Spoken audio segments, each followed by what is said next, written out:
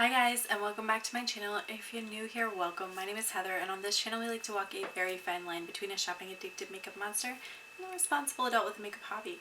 Now, I really enjoy eyeshadow singles, duochromes, multi-chrome blush, highlight, lip gloss, basically everything except pressed glitter. And today we're going to be ranking the 7 Eunique Beauty 6-pan mini palettes that I have in order from least favorite to most favorite. If that sounds like something you're interested in, stick with me. We're getting into it right now. So a while back, Eunique Beauty was having a really nice sale. Their shipping internationally is kind of spendy, so I ultimately decided I wanted to wait till a sale and buy a bunch of things at once to try out. I tried one of their highlighters, which I was kind of, so-so about, and I tried one of their sugar scrubs, which is in a toasted marshmallow shade.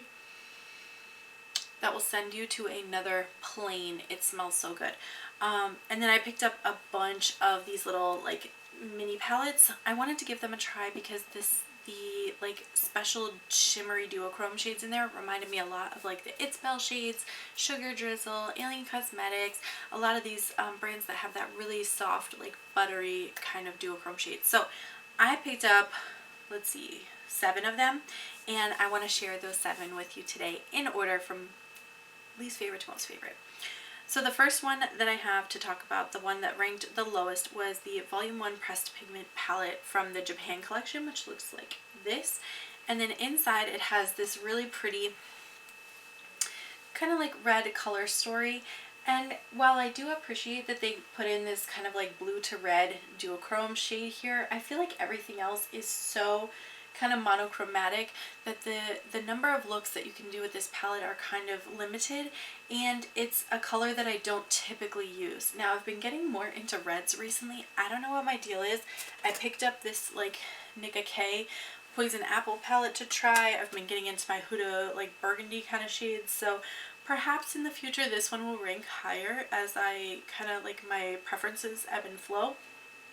But for now, this one ranks the lowest. The second one up is the Pamper Me palette, and this is from their Spa Day collection, and it looks like this.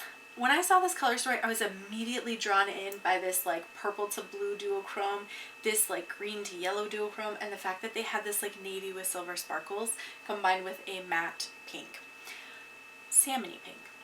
I think this is a really pretty color story, but these 3 mattes tend to be very thin. I think in general their eyeshadow matte formula is quite thin, and so it takes a lot of packing and building and packing and building to get something that's really vibrant and interesting, and I wish that were not the case. These metallics though blow me away, so I really like this one. Let me see if I can show it to you.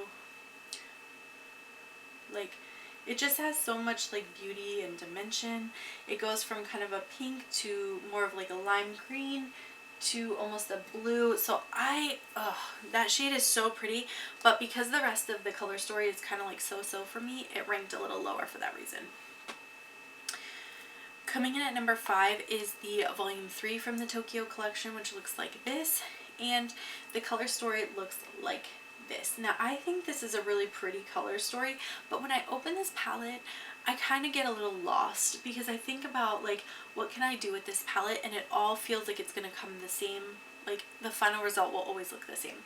And I don't think that's actually true. I think you can do a lot with these different mattes, and you do have 3 very different metallics that you can work from, but for some reason I struggle with this palette. So I ranked it a little bit lower because while I really like the color story, every time I open it, I kind of just look at it and go, I guess I'll just use a different palette, and I go pick something else out.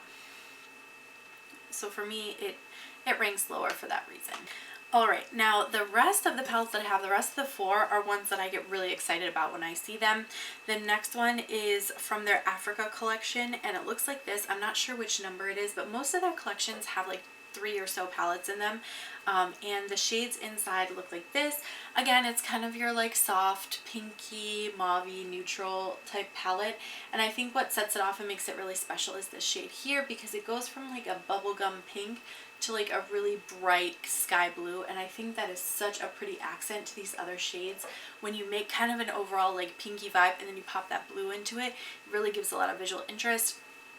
It's ranking lower than the other three that I really enjoy though, because again, it's kind of one-dimensional. There's only so much you can do with these mattes and these metallics other than add this like sparkle pop. It actually reminds me a lot of the Bridgerton palette. Let me see if I can pull that out real quick.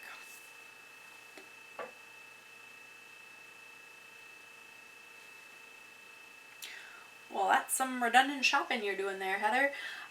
Yeah, so the blues are just slightly different in the two palettes. The blues are a little bit different, but otherwise, I mean, you've got kind of these matte shades here. You've got two kind of metallic-y shades here. You've got one kind of pinky shade there. I mean, it's very same. All right. Coming in at number 3, this is the Bubble Time. This is out of that like Spa Day collection again, and this one is the green palette. I really like this one, despite the fact that the greens, the mattes, again, they're kind of that thinner formula I'm not a huge fan of, but I think you can build them up enough, and this Candlelight shade is nice and deep that you can really get like in a smoky outer corner, and then you have these three really pretty metallics to choose from. This green kind of gives you that like rusty greenish, like almost oxidized gold shade, very pretty. You have Chill, which is more of that true like aqua teal green, and then you have Exfoliate, which has sort of a taupey gray base and then like a blue shift. So very, very pretty. I love the options you have for this palette. I think they all work really, really nicely together. Number 2, I think these top two are the reason I ultimately decided to make the order, because these two were both in stock at the same time. This is again from the Africa collection. This is the Roots palette, and it looks like an absolute disaster inside. It looks like this. And I keep the little cover for it because the two metallics in this one are very soft, very flaky, and very dry, so they crumble very easily. You definitely need a glitter glue with those, or don't even bother trying to use this palette. I like the addition of this metallic blue as well. I think what stumps me usually is the mattes that they pick in here, but what I've discovered is that I can take mattes from other palettes and pair with these two metallics to create looks that I really, really enjoy. But the metallics themselves, I mean, you can even see on here, like they just have such a beautiful like shine and light reflection that every time I open this one, I'm always happy to use it, even though it's like a sloppy mess to deal with. And then my number 1 favorite palette from Eunique Beauty that I have tried is part of their holiday collection, and this is the Dark Souls palette. I did not pick up the, what were the other two? Christmas and New Year's, I think. This one's the Halloween one. But like, shut up and take my money. You know what I mean? Just shut up and take it. This is such a pretty color story. Now, I will admit these 3 shades, again, very, very soft, thin formula. I would recommend, if you're going to use the blue and the white here, to put down like a white base. Glamlight makes one, Juvia's Place makes one. I mean, a ton of people are coming out with those sort of like P. Louise style bases at this point, so I would recommend using one of those. These two metallics are phenomenal. They look like pure metal on your eyes. And then this is sort of a warm cranberry fuchsia shade that then turns almost to like a green, and then head on it has that like really pretty almost blue white look to it. Oh, these colors look so pretty when they're in combination together. This is my absolute favorite of everything I bought. If it got destroyed, I think I would even consider paying like the $20 or so shipping plus this palette just to get this one back in my collection. That's how much I like it. So it had to be my number 1. Now, I want to thank you guys so much for watching. Don't forget to like and subscribe before you go, and I'm going to catch you in my next video. Bye!